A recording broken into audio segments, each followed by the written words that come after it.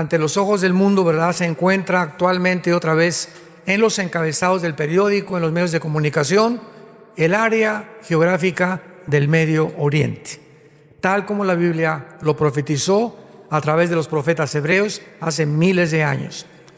Ahora bien, los palestinos no son palestinos. El nombre de palestino no existe en la Biblia. Ellos adjudicaron este nombre cuando los judíos regresan en el 48 para declarar Israel un estado libre, soberano, independiente. Estos árabes que estaban ahí en la tierra, ¿verdad? Palestina, acordémonos que fue el nombre que un emperador romano le dio a la tierra de Israel para cambiarle el nombre de Israel. Entonces, Palestina no es un nombre tampoco que está en la Biblia. El nombre es Israel. Entonces, durante muchos, casi todo 10 siglos se comenzó en Palestina, desde Roma, pero es la tierra de Israel. Entonces, este grupo de árabes comenzaron a ser desalojados, o como no les gustó la presencia del regreso de los judíos en el 48, comenzaron a llamarse palestinos porque están ocupando la franja de Gaza. Es una franja que dura que tiene de largo como 50 kilómetros, como 10 kilómetros de ancho, y está junto al mar Mediterráneo, y del lado este tiene Israel. Entonces, este grupo de árabes comenzaron a llamarse palestinos desde 1900 aproximadamente 48, y en el 62, cuando se forma la Organización para la Liberación de Palestina por Yasser Arafat, se adjudicaron oficialmente el nombre de palestinos, pero son árabes. O sea, no existe un grupo, existe Edom, Moab, que son la tierra de Jordania, los cananeos, filisteos, amorreos, etcétera, etcétera, pero no encontramos la palabra Palestina. La palabra filistea sí, porque lo que es la franja de Gaza es la filistea geográfica donde habitó Goliat. ¿Se acuerdan de Goliat? Era de Gaza, y los hermanos de Goliat y los gigantes tenían esa zona de la franja de Gaza durante tiempos bíblicos. La sola existencia del Estado de Israel ha sido una fuente constante de irritación para los árabes alrededor. Los árabes han sufrido una serie de derrotas que ya hemos mencionado: 1948, 56, 67, 73, y finalmente se dieron por vencidos y fundaron grupos terroristas, que es mucho más difícil de pelear que contra una nación. Ahorita los judíos, al entrar a Gaza, pues los de Hamas usan el uniforme cuando hacen sus desfiles, pero cuando están en Gaza se visten de civiles para confundirse con civiles, y cuando matan a estos asesinos les llaman víctimas y civiles, y la mayor parte son de Gaza disfrazados de civiles. Qué difícil es pelear con un ejército que no trae un uniforme, porque no sabes quién es quién. Y es el dilema que se enfrentan también actualmente los judíos. Después los árabes inventaron la intifada, más bien el grupo terrorista de Hamas. La palabra intifada significa guerra santa. O sea, ellos le llamaban santa porque creían que Alá les había mandado en el Corán rescatar a Israel, era de ellos, y han declarado el exterminio de la raza judía. Y a través de los diferentes medios de comunicación, los árabes esperan demostrar al mundo que los judíos realmente son los opresores. Y hasta este momento, desde 1948 hasta nuestros días, los judíos nunca han iniciado una guerra. Nunca ellos han sido los agresores. Siempre desde el 48, lo único que han hecho es, y tienen todo el derecho internacional para ello, defenderse. Esto es muy importante porque mientras continúan sonando actualmente los tambores de guerra en esta área conflictiva, los Estados Unidos es la única nación que ha tratado desde 1948, porque Estados Unidos ganó la guerra, la Segunda Guerra Mundial, y obtuvo la supremacía política, económica y militar del mundo desde hace casi 75 años, han tratado de intervenir para que haya paz en el Medio Oriente. ¿Por qué? Porque los Estados Unidos necesitan a la nación de Israel en el Medio Oriente, porque en el Medio Oriente Israel es la única democracia que hay. Es la única que mantiene las tradiciones occidentales, la cultura occidental, que no tienen el Islam como religión y por eso son el objeto del odio de parte de las naciones árabes vecinas. Y además, teniendo Estados Unidos a Israel en el Medio Oriente, de alguna forma están protegiendo y garantizando el petróleo. El día que Estados Unidos caiga, que ya no tarda en suceder, Israel, como dice la Biblia, se van a quedar completamente solos. Y entonces va a venir la guerra de Ezequiel 38, las otras naciones árabes, y se va a convertir el mundo verdaderamente en un caos. Ahora veamos nosotros que esta es la razón de lo que se llama el antisemitismo, que es la oposición o el prejuicio e intolerancia hacia el pueblo judío. Sin embargo, ya también lo vimos, la palabra semita abarca a más grupos étnicos que solamente los judíos. Los judíos son una rama de los semitas, porque cuando hablamos de semitas hablamos de asirios, madianitas, caldeos, moabitas, edomitas, amonitas y los mismos árabes. Desgraciadamente, el semitismo debería ser definido como una oposición a todos los semitas, pero no es así. Solamente es a los judíos, cuando la misma etimología de la palabra demuestra que no es correcto su uso. Sin embargo, no es la realidad. Han sido los judíos el blanco continuo para el antisemitismo. Hitler nadie puede explicarse, ningún geólogo, antropólogo, sociólogo, psicólogo han podido entender por qué Hitler, teniendo guerra contra Rusia, contra Stalin, contra Inglaterra, Canadá y Estados Unidos, por qué de repente en medio de la guerra Hitler se vuelve contra un pueblo que no tenía nación, no tenía armas, no tenía comida, no tenía absolutamente nada. Era un pueblo étnico que se llamaban los judíos. ¿De dónde sacó Hitler que este grupo pequeño que había en Europa eran enemigos más importantes que Rusia, que Inglaterra y que Estados Unidos? ¿De dónde sacó esa idea? ¿Qué fue el odio que produjo dentro de Hitler volverse a este grupo étnico al grado que se volvió loco e ideó lo que se llama la solución final? Y le mandó, ¿verdad?, a Himmler, al SS, a los grupos de exterminio que él formó, que hicieran campos completamente llenos en Auschwitz, ¿verdad?, para poder exterminar, donde agarraban trenes y levántense a todos los judíos de todo lo que encuentren en Alemania, métanlos a los trenes y llévenlos a los campos de concentración. Y los judíos creían que pues iban a estar ahí prisioneros y que no entendían tampoco por qué los llevaban a esos campos. A ella llegar a los campos, la mayor parte de ellos se murieron de hambre. Cuando entraron los aliados a Berlín, tanto los de Rusia del lado del este, del norte Inglaterra y del oeste Estados Unidos, llegaron a Berlín. Hitler se suicida con Eva Ben Braun, su esposa. Se matan los dos en su búnker y encuentran a millones de judíos, pero así en los puros huesos. Hay cantidad de fotos de esto. Cuando vayas a Israel, ve al Museo del Holocausto, lo puedes encontrar. Y van a encontrar ustedes también a los millones de judíos que los metían a los hornos, los desnudaban, les decían, se van a bañar, y metían ahí a mujeres, niños grandes, y ya encerrados le abrían el gas y morían asfixiados. Los sacaban y los enterraban como si fueran animales en pozos, tremendos cementerios que hicieron por todo Alemania.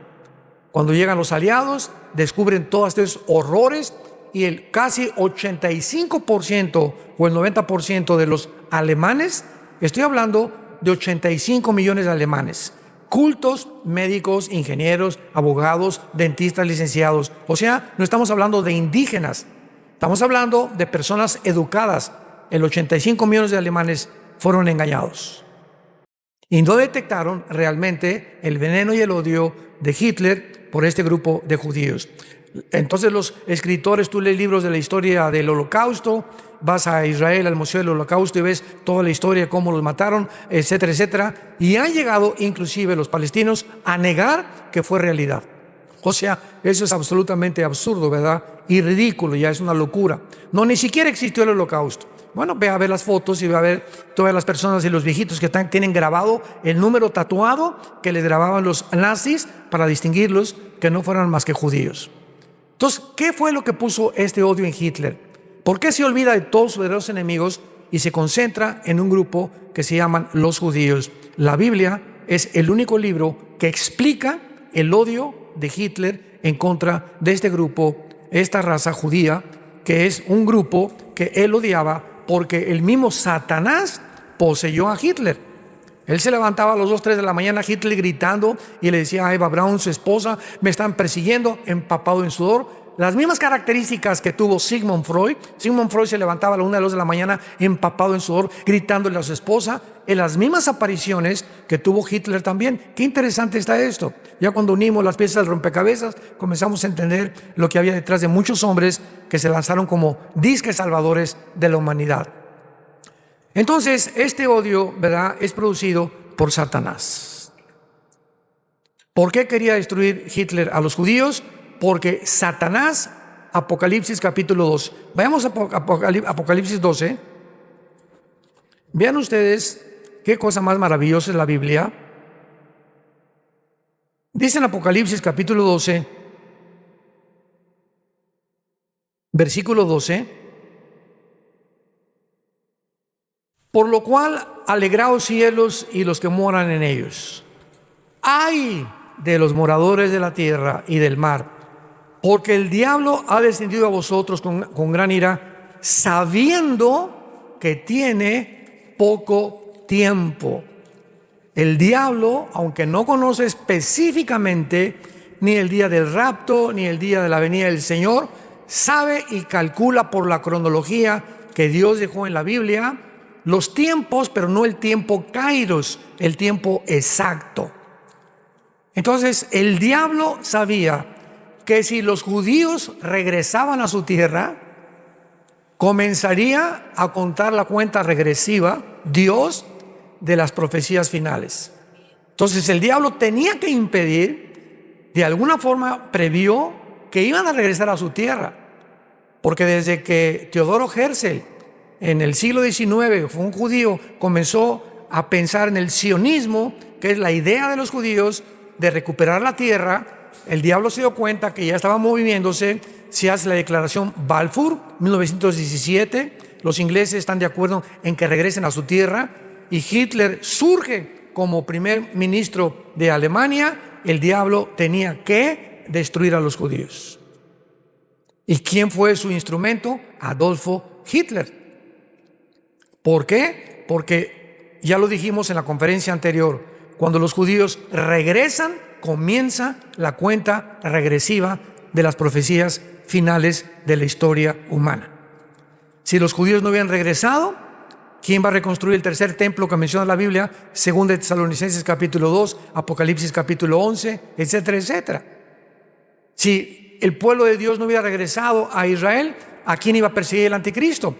¿A los tlaxcaltecas? ¿A los aucas? ¿A los aztecas?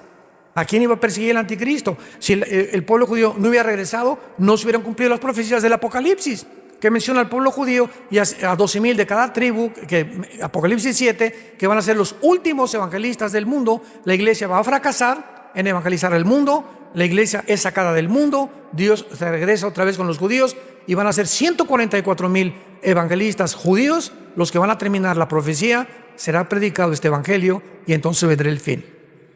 La iglesia va a fracasar en evangelizar al mundo por la apostasía en que la iglesia se encuentra actualmente.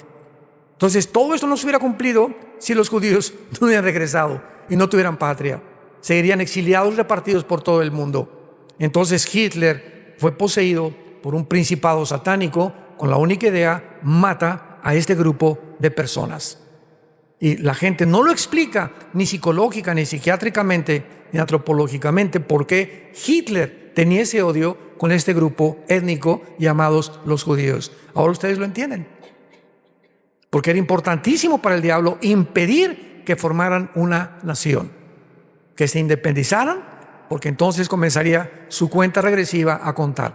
Y dice Apocalipsis, sabiendo que tiene poco tiempo. Ahora veamos claramente en Apocalipsis 12, que es todo el capítulo que se dedica principalmente a Israel. Que Juan, dice el versículo 1, ve una señal en el cielo. Apareció en el cielo una gran señal. ¿Qué es una señal? Es un objeto pintado con letras que te apuntan y vas en la carretera y ves una señal que dice curva. ¿Qué es esa señal? Te está mostrando que hay una vuelta y que reduzca la velocidad. Vas por otro lado y dice Houston, una señal que te dice cuál es el camino a Houston. ¿Qué es una señal? Es algo que apunta hacia adelante. En conclusión, ¿correcto? Pueden señales informativas, señales restrictivas, baja la velocidad, señales, hay un hotel, hay una gasolinera. Una señal es algo que apunta hacia adelante. Entonces Juan ve una señal, algo que va a apuntar hacia adelante. Así nos podemos guiar para interpretar la Biblia. ¿Qué es esta señal que apareció? Una mujer vestida del sol, con la luna debajo de sus pies y sobre cabeza una corona de 2 estrellas. Y estando encinta, o sea, una mujer embarazada, clamaba en dolores de parto, en la angustia del alumbramiento. Es triste que los católicos digan que es María. Así la han interpretado ellos. Pero veamos rápidamente, ahorita regresamos a Apocalipsis, Génesis 37, y veamos que esta mujer no representa a María, representa a la nación de Israel. Génesis 37, versículo 9. Soñó otro sueño, está hablando de José, soñó otro sueño y lo contó a sus hermanos diciendo: he aquí que he soñado otro sueño. He aquí que el sol y la luna y 11 estrellas se inclinaban a mí. ¿Se dan cuenta, hermanos, que la Biblia no se interpreta, no es de interpretación privada? Nadie puede venir a la Biblia y pues, me imagino que es esto. Y pues yo creo que es esto. O sea, si cada quien tomara una perspectiva diferente o una opinión, pues cuántas habría, ¿verdad? Por eso hay tantas sectas. Pero la Biblia se interpreta a sí misma. Y si tú vienes a Apocalipsis y quieres saber qué son las estrellas, los cuernos, los candeleros, los menorás, tenemos que encontrar dentro de la misma Biblia su interpretación. Entonces aquí José está soñando y dice el versículo 10, y lo contó a su padre y a sus hermanos. Y su padre le reprendió y le dijo: ¿qué sueño es este que sueñas? ¿Acaso vendremos yo y tu madre y tus hermanos a postrarnos en tierra delante de ti? Viene Jacob y le interpreta a José el sueño. Israel representa a Jacob y las 12 tribus de Israel. Y lo vamos a ver, regresamos a Apocalipsis y lo vamos a comprobar aquí adelante. Entonces Juan ve una señal en el cielo de Israel a punto de dar a luz. Y apareció otra señal, un gran dragón escarlata que tenía 7 cabezas y 10 cuernos, y en sus cabezas 7 diademas. Su cola arrastraba la tercera parte de las estrellas del cielo y las arrojó sobre la tierra, y el dragón se paró enfrente de la mujer, acordémonos que está embarazada, que estaba para dar luz, a fin de devorar a su hijo tan pronto como naciera. ¿Recuerdan ustedes que cuando los reyes del oriente llegaron con Herodes, Mateo capítulo 2, Lucas, le preguntaron: ¿dónde está el que va a nacer?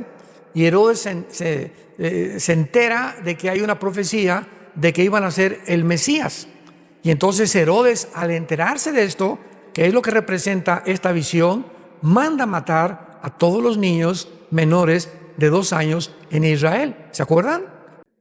¿Por qué? Porque el diablo le puso: ya viene el Mesías, van a nacer, maten a todos los niños menores de 2 años. Y se le aparece un ángel a José y a María y les dice: huyan hacia Egipto. Y se van en un burrito José y María embarazada y huyen, ¿verdad? Bueno, nace en Belén Jesucristo y huyen después del nacimiento, porque había órdenes del rey Herodes de matar a todos los niños menores de edad. Ese es el dragón que estaba esperando que naciera Jesús para matarlo. Cuando iba a nacer Moisés, el diablo sabía claramente que vendría un libertador del pueblo de Israel. ¿Y qué hace el faraón a las parteras de Egipto? Éxodo capítulo 1, maten a todos los niños menores de edad. Vean los intentos satánicos en la Biblia contra el pueblo judío, impidiendo que naciera el Mesías. El odio contra el pueblo judío, y lo mantiene Satanás todavía. Y entonces, ¿qué hace la mamá de Moisés? ¿Verdad? Lo meten en una canastita y lo arrojan al río Nilo, lleno de cocodrilos, el río Nilo, confiando en que Dios iba a hacer algo. Y viene el río, en la corriente del río Nilo, y en el momento que pasa, cuántas coincidencias, ¿verdad? El momento que pasa la canastita con Moisés, la palabra Moisés, Moshe, significa sacado de las aguas. En el momento en que pasa enfrente del jardín donde estaba la hija del faraón bañándose o perfumándose, la ve y agarran la canastilla y la traen a la casa del que ordenó matar a los niños. Y en la casa o en el palacio del que dio la orden de matar a los niños, ahí mismo es educado y es criado el Salvador de Israel, Moisés. Increíble. Todo lo que hace Dios, lo que el mundo busca para el mal, Dios lo convierte muchas veces para el bien. Pero así es toda la historia, ¿verdad? Que vemos en la Biblia, el faraón, luego Amán, en la vida de Esther, la reina, en Persia, Herodes. Pero vemos una persecución continua, sangrienta, con un odio impresionante hacia la raza judía. Ahora lo entendemos por qué. Porque a través de ellos vinieron las leyes morales, las leyes higiénicas, las leyes civiles, los mandamientos, el Mesías y la Biblia. Entonces, lógico que detrás de todo esto haya un odio, si es que existe Satanás, para impedir que todas estas cosas las podamos disfrutar como Dios quiere que nosotros lo hagamos.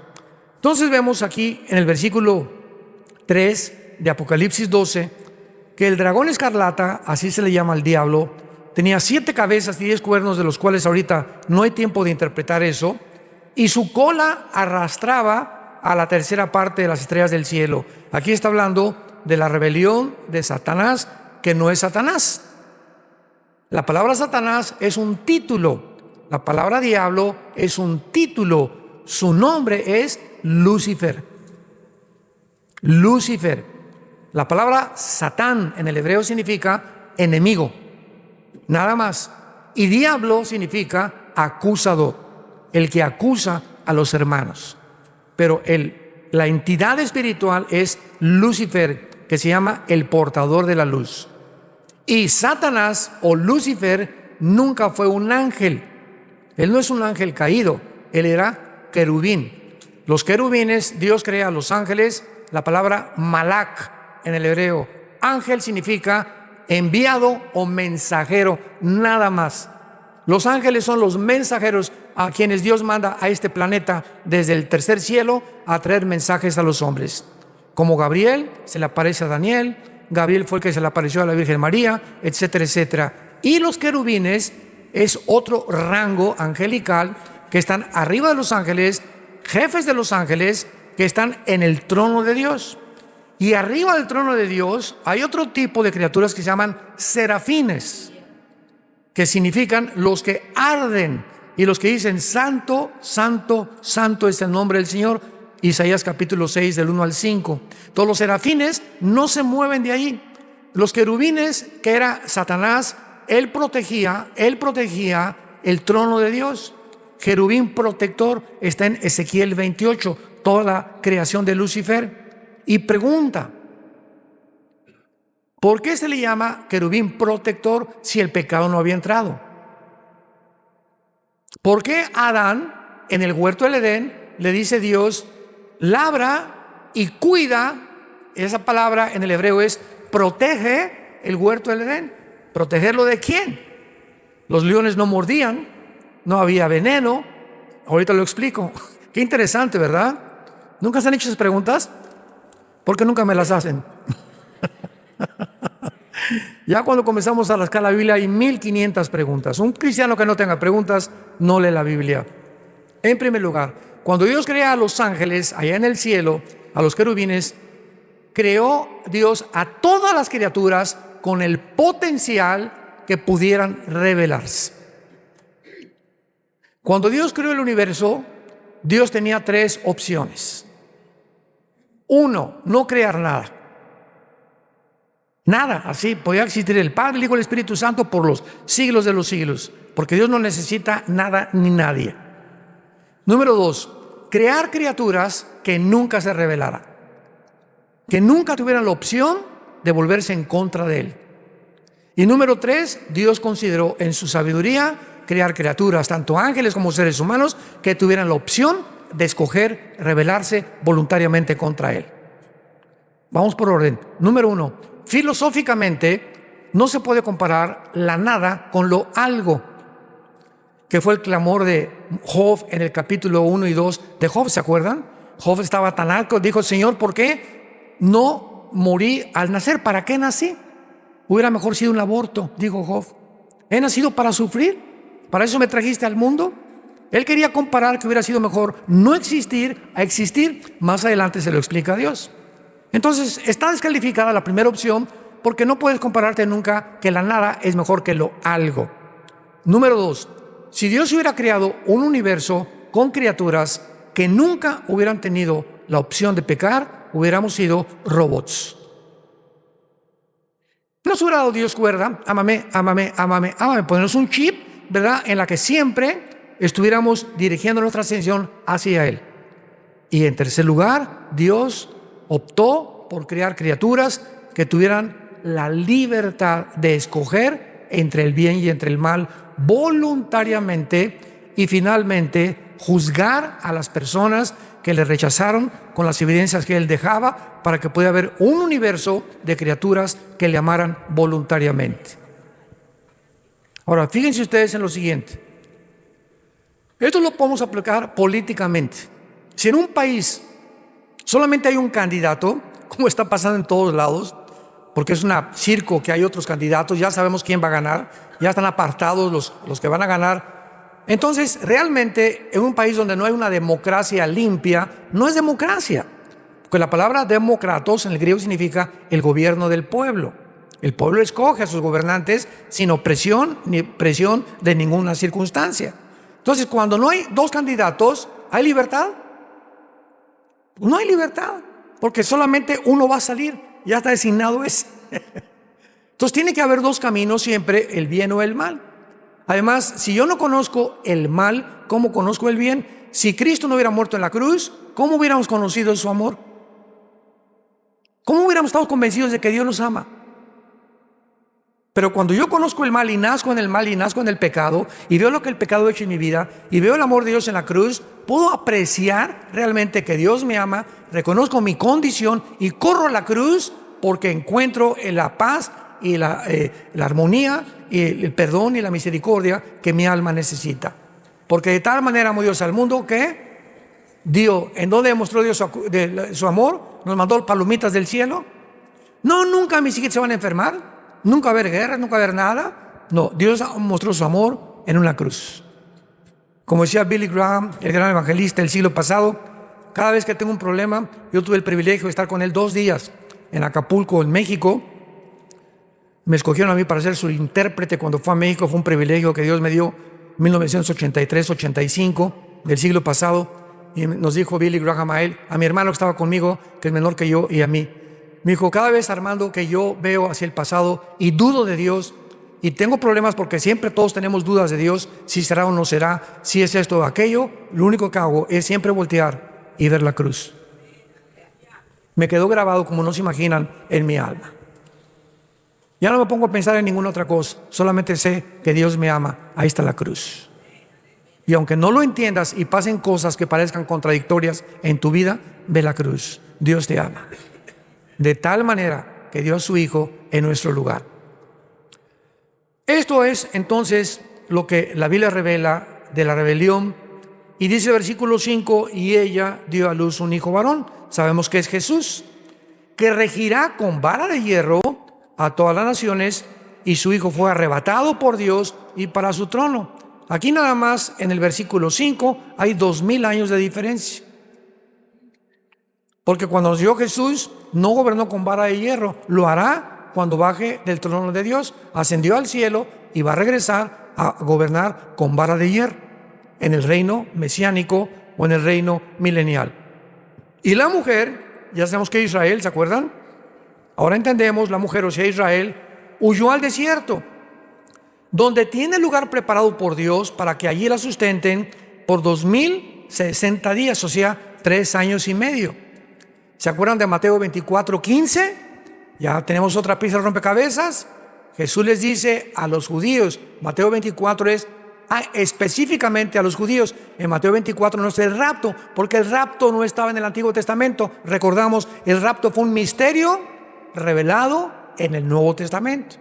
Entonces no encontramos en los evangelios el rapto, no encontramos en el Antiguo Testamento el rapto. Encontramos tipos como Elías, que fue sacado al cielo, y Enoc, capítulo 5 de Génesis, y que no gustaron la muerte, fueron llevados por Dios de una forma sobrenatural, y Elías fue llevado y Enoc fue traspasado al cielo para no ver muerte. Son tipos del rapto, pero la doctrina específica que iba a haber una generación como Enoc y como Elías no existía en el Antiguo Testamento.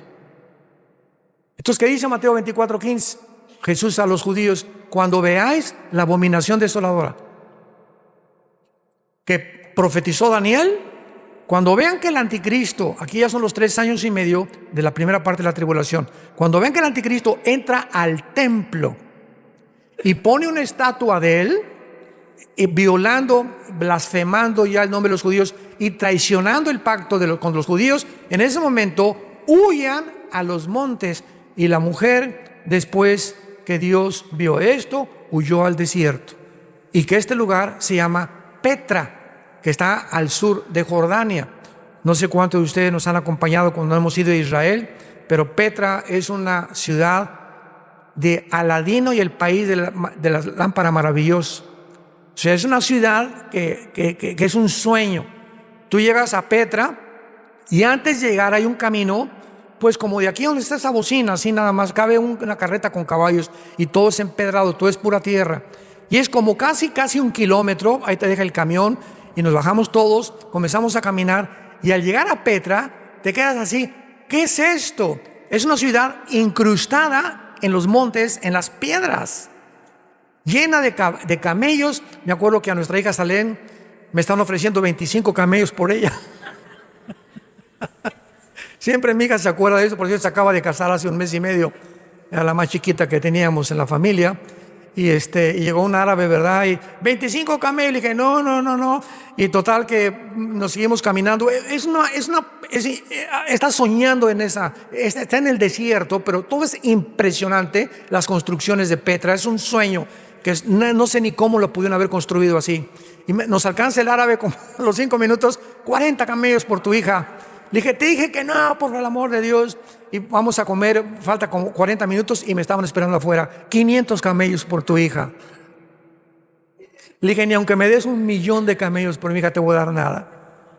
Pero es algo maravilloso, pero esta es precisamente la profecía que está relacionada con Mateo 24:15. La mujer huyó al desierto, donde Dios tiene preparado para ella que allí la sustenten por 1260 días. Vean esta profecía en Isaías 27 también. Isaías 26, perdón. Isaías 26, versículo 20 y 21. Todo esto está hablando del mismo tiempo y del mismo pueblo de Israel. Isaías 26, 20 y 21. Anda, pueblo mío, entra en tus aposentos, cierra tras sí tus puertas, escóndete un poquito por un momento, en tanto que pasa la indignación, o sea, la persecución del anticristo. Porque he aquí Jehová sale de su lugar para castigar al morador de la tierra por su maldad contra él.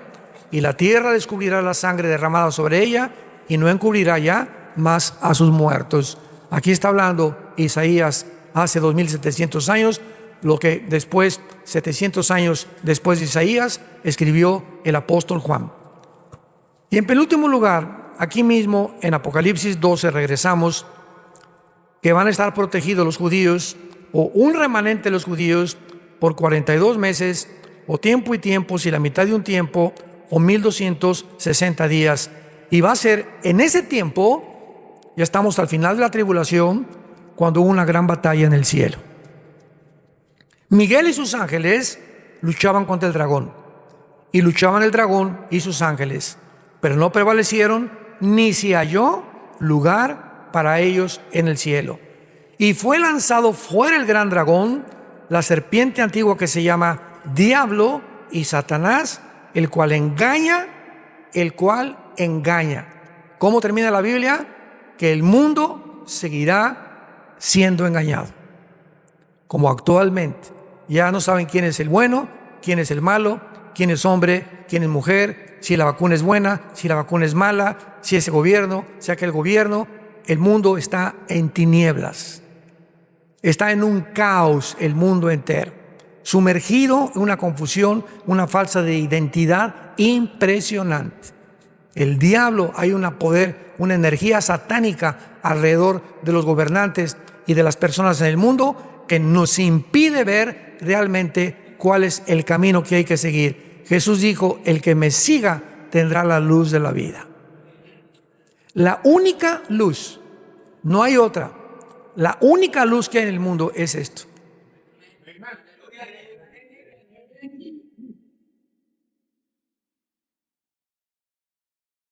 Segunda de Pedro, tenemos la palabra profética más segura, a la cual haríamos bien, más que ahora, más que en este tiempo, a la cual haríamos bien en estar atentos como una antorcha, como la única luz que nos ha dejado Dios, para que podamos realmente permanecer en la luz hasta que el día sea perfecto, hasta la venida de Jesucristo. Tú te separas de este libro un día, 2, 3 días, ya, como dijimos, sin que te des cuenta, vas a tomar malas decisiones. Vas a comprar un carro que no ibas a comprar una casa que no ibas a comprar, una cosa que no ibas a comprar, vas a dar un consejo equivocado a tu esposo o a tu hijo, etcétera, etcétera. Vas a comenzar a darte cuenta. ¿Por qué? Porque en esos 3 días tú has considerado que no necesitas una guía, que no necesitas estar en comunión con Dios. Día y noche, le dice Dios a Josué, de día y de noche. Te levantas en la palabra, medítala, guárdala, escríbela en tu corazón, y antes de acostarte también. Señor, pero yo nada más a las 12 del día. Ok, la canción, de día y de noche, dice la Biblia. Pero yo nada más a las 5 de la tarde, Señor. De día y de noche. ¿Qué cabezón eres? Ahora, hay una pregunta y no quiero que nadie levante la mano. ¿Cuántos de ustedes, al levantarte y antes de acostarte, tienes un tiempo con este libro? ¿Por qué dices que crees en la Biblia y que tienes fe cuando no haces lo que Dios te manda? ¿Qué es la fe? Creer lo que Dios dice, y la única forma de mostrarlo es que obedezco lo que dice. Pero si yo ni siquiera de día y noche, pasan 2, 3 días y ni siquiera tengo contacto con la Biblia y me llamo cristiano. Y hermano, sácame este espíritu. ¿Y por qué estoy desanimada? ¿Y por qué esto? Y volví a caer en el pecado. Y volví a caer en el alcohol. Y tengo este problema. Y soy paranoico. Y en la noche se me aparecen espíritus que me gritan que me van a matar. Y mi esposa, mi matrimonio no ha funcionado. ¿Por qué? Porque estamos lejos de Dios. ¿Qué fue lo que dijo Jesús? Juan 15:5. ¿Separados de mí? Cero. No hay absolutamente nada que yo pueda hacer sin tener relación con Jesús y sin permitirle a Jesús tomar vivir dentro de mí. Entonces no, es imposible que tu matrimonio funcione, que tus estudios funcionen, que tu trabajo funcione, porque separados de Él no podemos hacer nada. Porque no lo haces porque no es cierto que crees. No es verdad que crees, porque si creyeras, lo obedecerías. ¿Y quién es el que guarda mi voluntad y mis mandamientos? El que me sigue hasta el final, y cuando ustedes me sigan, conocerán la verdad, y la verdad los hará libres. Tenemos que, más que nunca, santos de Dios, en este tiempo, vivir cerca de Dios. No se imaginan, no tienen idea todos ustedes lo que se viene sobre el mundo. Las cosas no van a mejorar, ni políticamente, ni religiosamente, ni filosóficamente, ni científicamente, ni en ninguna academia religiosa que puedan ustedes conocer, o estudios que puedan ustedes conocer. Ninguna área de la vida va a funcionar. El mundo está a la orilla de un abismo a punto de caer. La humanidad está a punto de caer. El ser humano ha fracasado como ser humano por sacar de la ecuación a Dios. Los únicos que van a sobrevivir, los únicos que van a tener dirección, los únicos que van a realmente a saber, a no tener miedo hasta el fin, son los que seguimos a Jesús. Y hasta que tú no entres y entiendas eso en tu cabecita y te arrepientas hoy mismo, de tu vida que llevas, tan superficial y tan carnal, nunca podrás conocer la verdad. Y estas tinieblas que van a cubrir el mundo te desviarán de tu camino y del propósito por el cual fuimos creados. Te damos gracias, Señor, en esta tarde por tu palabra. Te damos gracias, Señor, por dejarnos esta luz maravillosa que se llama la Biblia, a la cual hoy más que nunca haríamos bien en estar atentos, como a una antorcha que alumbra en un día oscuro, hasta que el lucero de la mañana salga en nuestros corazones.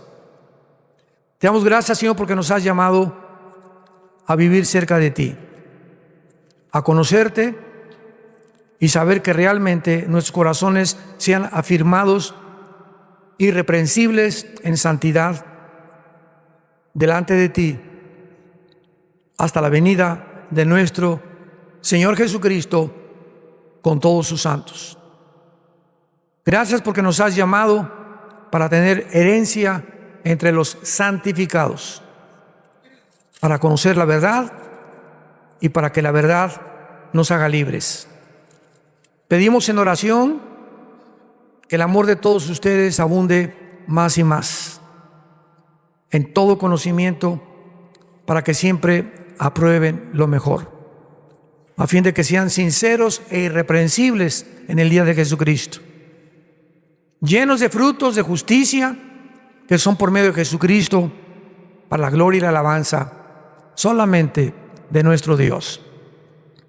Oramos que permanezcan firmes en la esperanza a la que todos hemos sido llamados hasta el fin, para que aprueben lo mejor y sean iluminados interiormente con su espíritu, para conocer la altura y la profundidad, la anchura del amor de Cristo que sobrepasa todo entendimiento.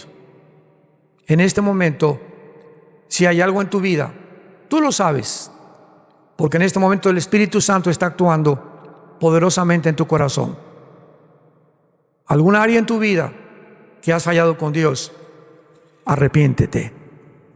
Pídele perdón en este momento a Dios de tu adulterio, fornicación, robo, deudas que no has pagado, tu falta de generosidad, tu avaricia con el dinero, la forma como estás viviendo solamente para tus intereses y no has entendido que vivir para los demás es el secreto de la felicidad.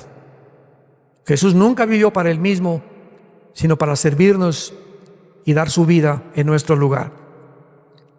Dile: Señor, te pido perdón por mi vida, me arrepiento con todo mi corazón.